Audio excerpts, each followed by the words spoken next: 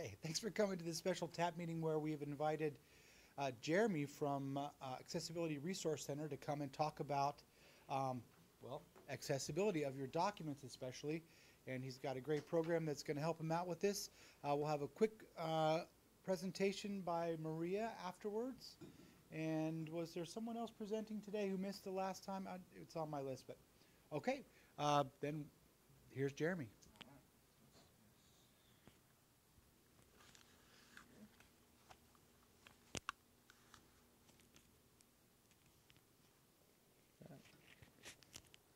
That work for you? Yes? All right, we're good. All right, so let's talk about accessibility, and we'll start with the newest technology on campus that we just got, which is Acrobat Pro. If you didn't know, Acrobat Pro is available for all of your computers. I'd recommend getting it on your home machines. I believe you can still get it on your home machines and your work machines, so it's just the code they enter in for you. Take care of it that way. What's changed with 11 Pro is now there's a built-in accessibility tool. Yeah. Sure. So if we can get a Pro 11, does the user have a license for the whole Creator Suite, or is it just for the Pro? I believe it's Pro 11. Yeah. Yeah, and I think we get Form Central with it too, but I think that's all we get. Yeah, we don't get the whole suite. So I want everyone to open up a document. We might as well be hands-on here since we have it.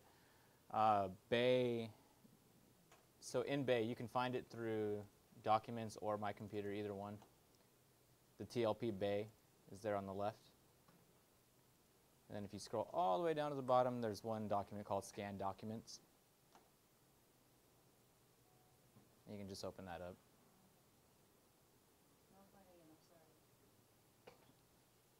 So, good? Good.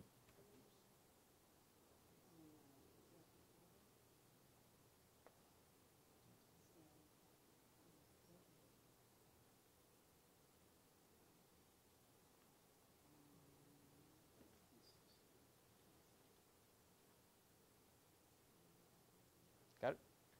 Yep. Yep. Most part. So are we in the PDF or the text? PDF.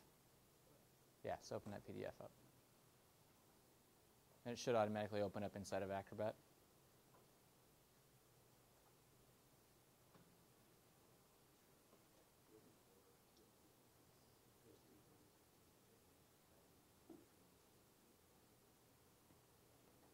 This is going to be the easiest demo you've ever seen because it makes it easy now in Acrobat 11. We have this whole 5 clicks campaign going on around campus. I've been going individually. Like right now I'm in the psych department working my way through there. And then I'll continue to work on other divisions and colleges. But that's our whole 5 clicks. It really can get you there in 5 clicks to at least check your document accessibility. And then from there it's maybe 5 or 6 more clicks to make it accessible. So are we good? Close? Jim? Well, we'll show. Yeah. Define the term accessible and who we're talking about being accessible to. Okay, so accessible in this way, you would think it's just for screen readers. When you're making something accessible, it does the optical character recognition, it makes the text recognizable. You can tag your headings, so it's easier for someone with a visual impairment to jump around the document. Okay. If you tag your document with different headers, then you'll be able to navigate a little easier if you're using a screen reader. But on our campus, we have a lot of LD students. And if it's just a direct image PDF, they can't even highlight to grab or have it read back on one of their other players because they use a program called Kurzweil where they have to have it be able to highlight through. And so if it's an image, it won't let it read over. So we have to make it. LD, so it's people with learning disabilities? Anything under the LD spectrum, which could be anxiety, ADD, ADHD, mobility. There's lots of things that can fall under that category. Mobility is its own separate. They but might have some special software that's going to help them with their. Mm-hmm. Okay. Yes, and we have 110 students on this campus that use an alternate software. I see. Okay. So, and not even just that, any documents that are being passed around, the divisions, the different colleges, we have a blind person on this campus that's a staff member, and she always gets documents that aren't accessible. She's into our office. We have to convert them, send them back. Yeah. So it's one of those things where it would just make everything a little easier if we can really pitch Acrobat Pro and get it out there so that we can just kind of solve that problem without having to worry about scans and things like that. So, well, I mean, that's topic 1, so we can do that while we're waiting here.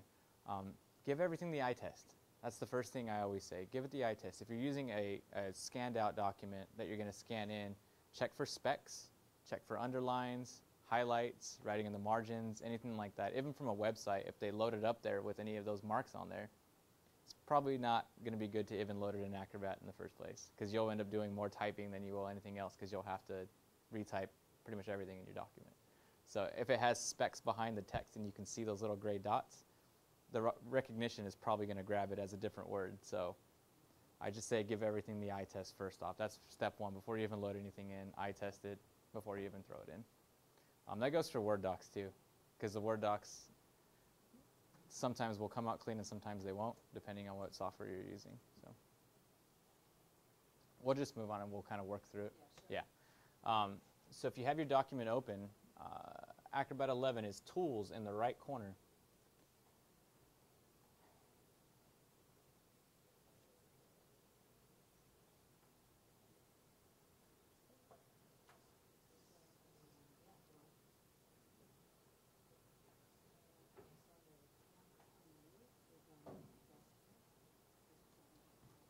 So hang on for a second here.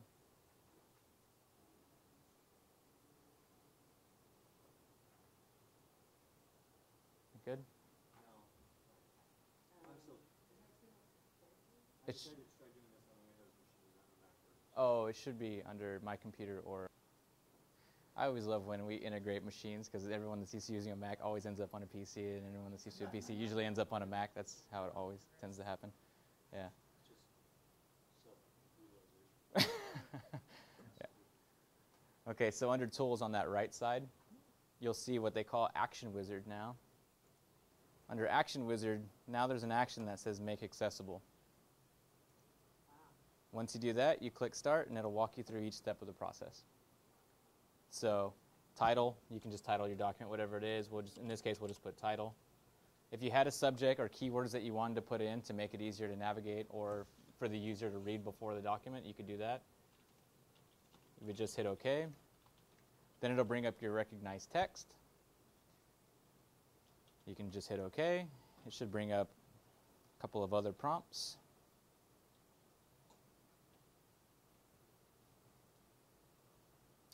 So it'll detect form fields next. So if you're using any document that has any blank spaces or form fill-ins, this will let you detect those and mark them as form fill-ins.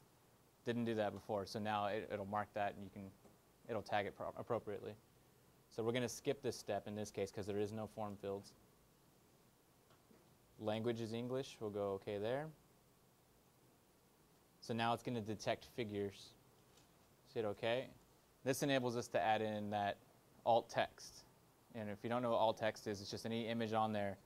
So a screen reader doesn't just skip it or read it as graphic and just go right through it. You can actually type in an image description of whatever it is. So like person bouncing a ball or table about, whatever it is, some demographics you're researching or something like that.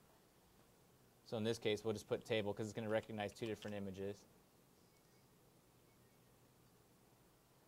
And then it just comes up with an accessibility checker. Easy enough, just start checking.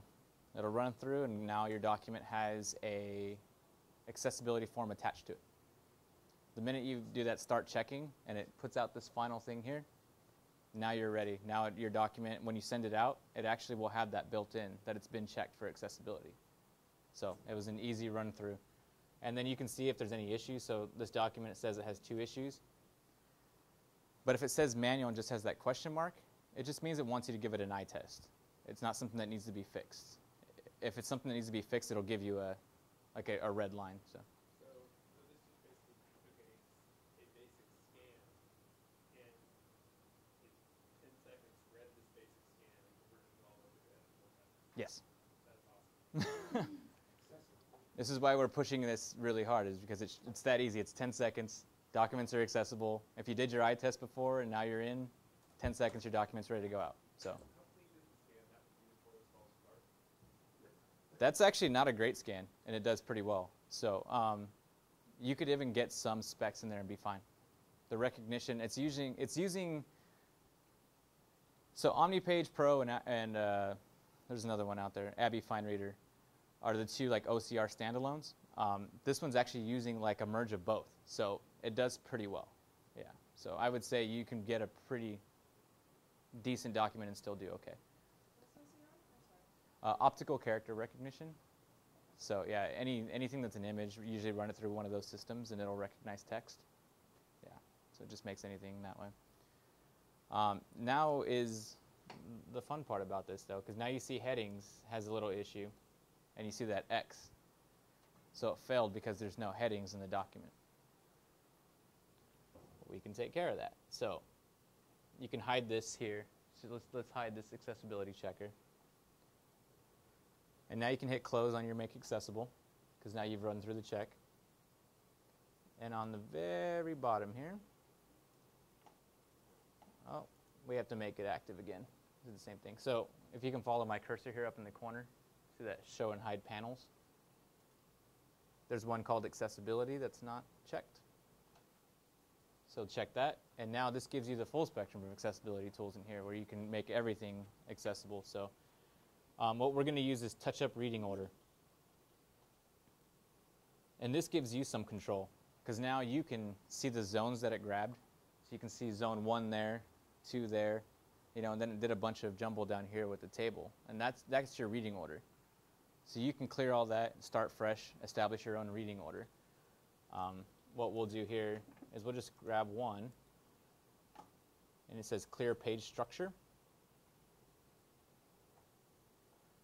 So grab one, right click, and then clear page structure.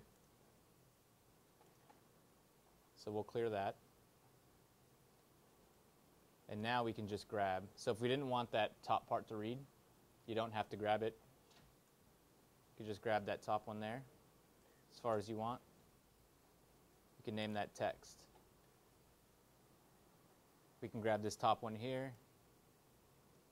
We can name that heading 1 if that was a heading that needs to be bounced around.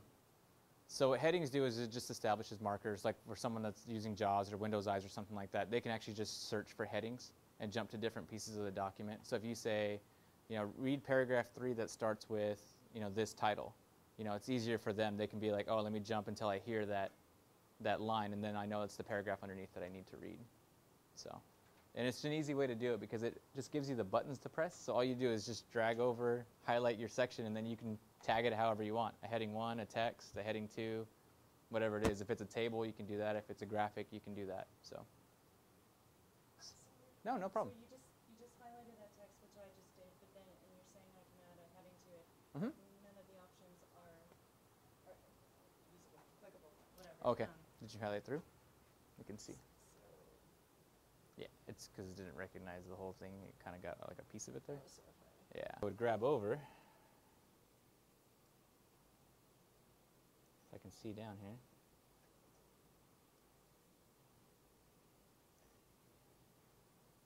Call it a figure and figure with caption. No alternate text exists. So then we can add alt text to it later. So now we have that image. And whenever you make something an image, it's always the first thing read on the page. So it'll always change your reading order because images just tend to go in that order. Like it'll skip through them on a reader. So that whole chart that you just made an image. Yeah. So each one of those little lines in that image chart is saying something. So how you would have to communicate all of that? You would have to alt text that somehow, saying chart of whatever it is. You might not have to go into such detail, like whatever it is, HP, Catalyst, Hub visitors is at 5% or whatever it is. Like it's a long document to write in. Yeah, you kind of just tag it the best you can and just write in table. No, you couldn't do that. Yeah, you'd be there for a while. Just to let you guys know, most students that are visually impaired or blind on this campus do work with a TA, instructional aide, or someone out of the classroom. So if you tag this as table, they'll know, and they'll probably ask the person they're working with to, hey, what are the the details of this table, like in further. So, or if they're at home, they'll usually ask that too. But I would say put as much information that you feel is pertinent in there. So that's tagging your reading order. So you would just set that up. You can close, and then you can run your checker again, and your document should be fine. So that's Acrobat. It's pretty straightforward. I always say it always looks like I'm going to say so much more up here and do so much more, but it really is like 5 clicks to check it, maybe another 5 clicks to make it accessible, and then you can push it out. So there's not that much to it. We have a site license for this? We do. We have a full site license on this campus. Yes.